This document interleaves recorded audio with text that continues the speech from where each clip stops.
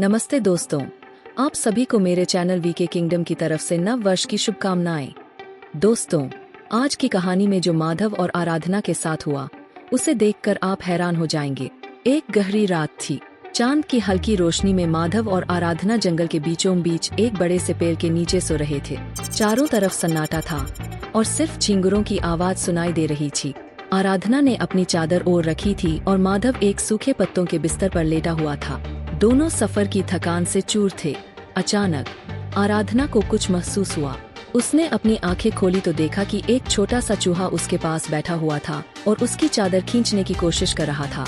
आराधना धीरे से उठी और चुपचाप माधव को जगाने लगी। माधव, उठो, देखो, यहाँ कोई आया है।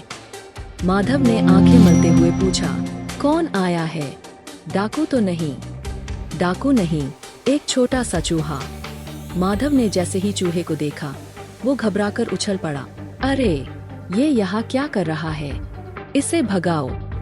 लेकिन चूहा तो जैसे खेलने के मूड में था।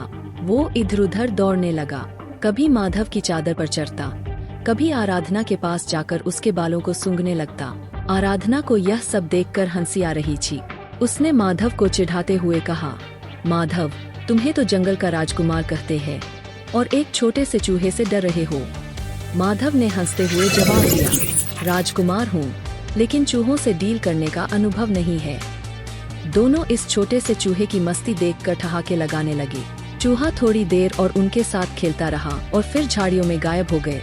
उस रात जंगल के उस पल ने माधव और आराधना के सफर को खास बना दिए। वो चूहा उनकी कहानी का वो हिस्सा बन गया जिसे वो हमेशा याद रखेंगे। दोस्तों, अगर आपको यह कहानी पसंद आई हो तो मेरे चैनल वीके किंगडम को जरूर सब्सक्राइब करें।